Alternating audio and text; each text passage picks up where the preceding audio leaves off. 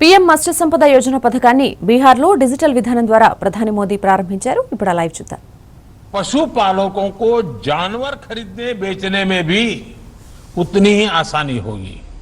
साथियों, कृषि हो, पशुपालन हो, मछली पालन हो, इन सब का विकास और तेजी से हो, इसके लिए वैज्ञानिक तौर तरीकों को अपनाना और गांव में आधुनिक इंफ्रास्ट्रक्चर बनाना बहुत ही आवश्यक है।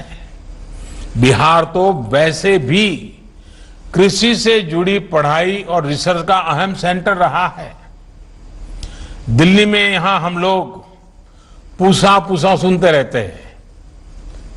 बहुत ही कम लोगों को पता है कि असली पूसा दिल्ली में नहीं बल्कि बिहार के समस्तीपुर में है, और यहां वाला तो एक तरह से उसका जुड़वा भाई है।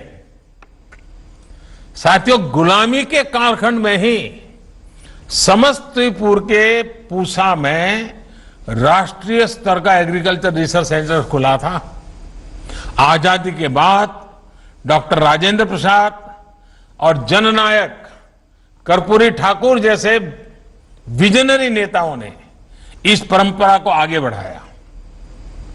इन्हीं के प्रयासों से प्रेरणा लेते हुए साल 2016 में डॉक्टर राजेंद्र प्रसाद कृषि विश्वविद्यालय को केंद्रीय विश्वविद्यालय के रूप में मान्यता दी गई।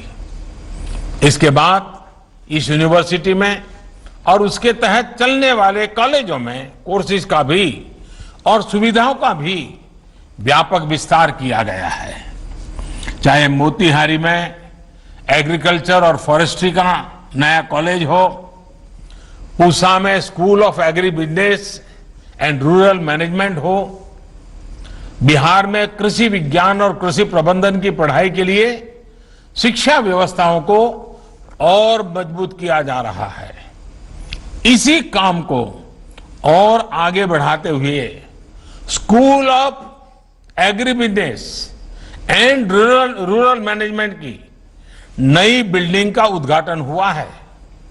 साथ ही नए हॉस्टल, स्टेडियम और गेस्ट हाउस का भी आज शिलान्यास किया गया है।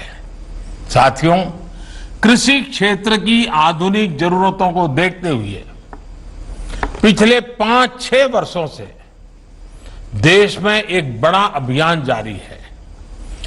6 साल पहले जहां देश में सिर्फ एक केंद्रीय कृषि विश्वविद्यालय था, वहीं आज देश में 3 सेंट्रल एग्रीकल्चर यूनिवर्सिटीज हैं। यहां बिहार में जो बाढ़ हर साल आती है, उससे खेती किसानी को कैसे बचाया जाए, इसके लिए महात्मा गांधी रिसर्च सेंटर भी बनाया गया है। ऐसे ही मोतीपुर में मछली से जुड़ा regional research and training centre, Motihari में पशुपालन से जुड़ा कृषि और डेयरी विकास केंद्र, ऐसे अनेक संस्थान कृषि को विज्ञान और तकनीक से जोड़ने के लिए शुरू किए गए हैं। साथियों, अब भारत उस स्थिति की तरफ बढ़ रहा है जब गांव के पास